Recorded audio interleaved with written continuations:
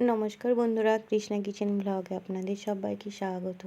আমি আবারও চলে এসেছি নতুন একটি রেসিপি নিয়ে। রেসিপিটি হলো দই পাবদা। এই রেসিপিটি একদম সহজভাবে বানাবো, আপনারা একবার দেখলেই খুব সহজে বানিয়ে নিতে পারবেন। তাহলে স্কিপ না করে রেসিপিটি সম্পূর্ণ দেখবেন। তাহলে শুরু করছি আজকে রেসিপি। দেখুন বন্ধুরা, এখানে একটা প্লেটে আমি পাবদা মাছ নিয়েছি, ধুয়ে পরিষ্কার করে নিয়েছি। এখানে পাবদা মাছ নিয়েছি 350 গ্রাম, 7টা মতো ধরেছে। দিয়ে দিলাম হাফ চামচ হলুদ গুঁড়ো আর দেব হাফ চামচ লবণ আর দেব সামান্য একটু সরিষার তেল। এবার ভালো করে মাছগুলো মাখিয়ে নেব খুব সুন্দর করে। এই রেসিপিটি একদমই সোজা আর কিন্তু খেতে লাগে দুর্দান্ত বন্ধুরা। আপনারা একবার অবশ্যই এইভাবে বানাবেন, তাহলে বুঝতে পারবেন কত টেস্টি আর কত সহজ।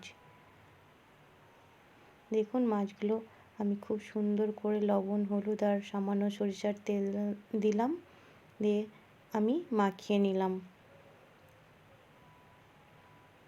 দেখুন এখানে মাছগুলো খুব সুন্দর করে মাখানো হয়ে গেছে। আমি মাছগুলো এক সাইডে রেখে দিলাম।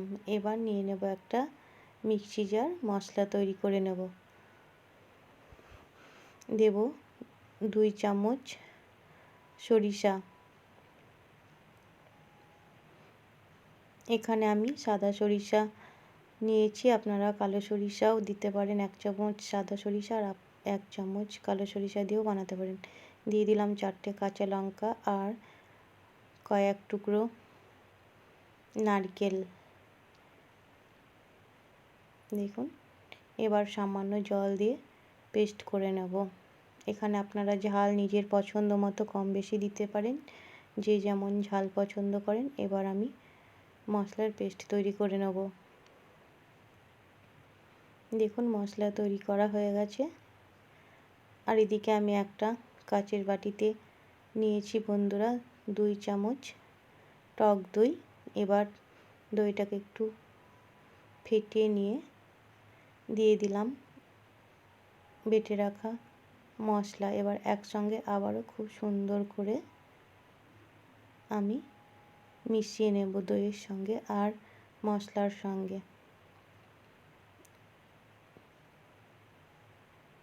দেখুন আমি দইয়ের বাটি বা দই আর মশলার বাটি এক সাইডে রেখে দিলাম।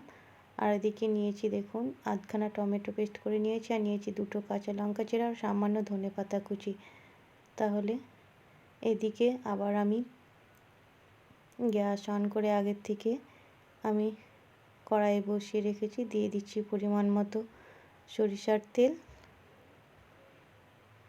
দেখুন বন্ধুরা কিছুক্ষণ বাদ আমি ফিরে আসলাম, তেল গরম হয়ে গেছে। এবার মাছগুলো তেলে একটা একটা করে আমি ছেড়ে দিচ্ছি।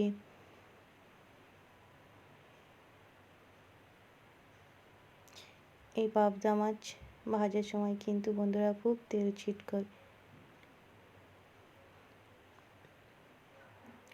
দেখুন কিছুক্ষণ বাদ আমি মাছগুলো উল্টে দিচ্ছি। এই মাছগুলো খুব নরম হয় বন্ধুরা, তেল খুব গরম করে তারপর ভাজতে হবে, না হলে কিন্তু এই মাছগুলো ভেঙে যায়।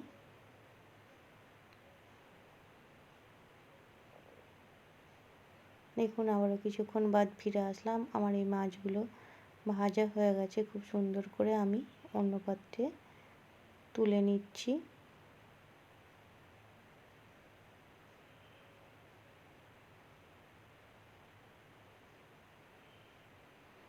একইভাবে আমি বাকি মাছগুলো তেলে দিয়ে ভেজে নেব।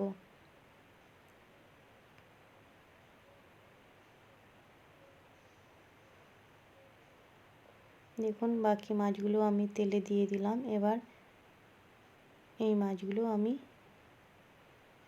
ভেজে নেব। তাহলে আমার চ্যানেলে নতুন বন্ধু হয়ে থাকলে চ্যানেলটিকে সাবস্ক্রাইব করে পাশে থাকবেন আর পাশে থাকা বেল আইকনটি ক্লিক করবেন। নতুন কোনো ভিডিও আপলোড করার সঙ্গে সঙ্গেই নোটিফিকেশান পৌঁছে যাবে সবার আগে আপনাদের কাছে।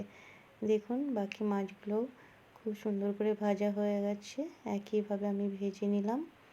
এবার আমি অন্য প্লেটে তুলে নিচ্ছি। এই রেসিপিটি কিন্তু খুবই সোজা আর খেতে কিন্তু হয় অসাধারণ বন্ধুরা। এবার ওই তেলের মধ্যে আমি দিয়ে দিলাম 2টো শুকনো লঙ্কা ফোড়ন,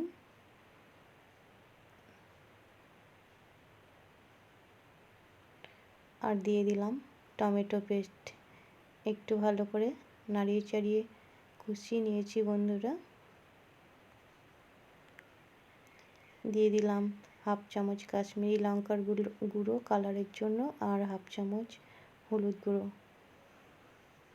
কাশ্মীরি লঙ্কার গুঁড়ো আপনারা দিতেও পারেন, নাও দিতে পারেন, আপনাদের পছন্দের মতো হলে দেবেন, না হলে না দেবেন।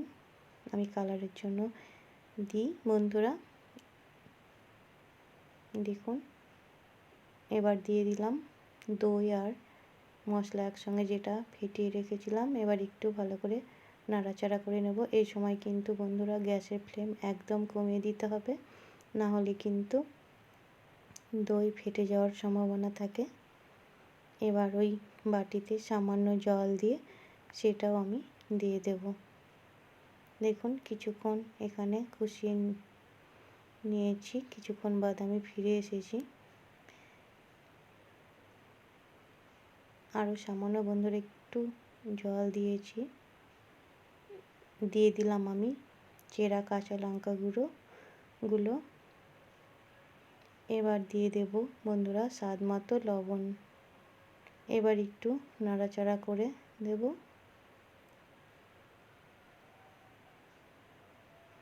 দেখুন, ঝোল ফুটে গেছে। দিয়ে দিলাম ভেজে রাখা মাছগুলো।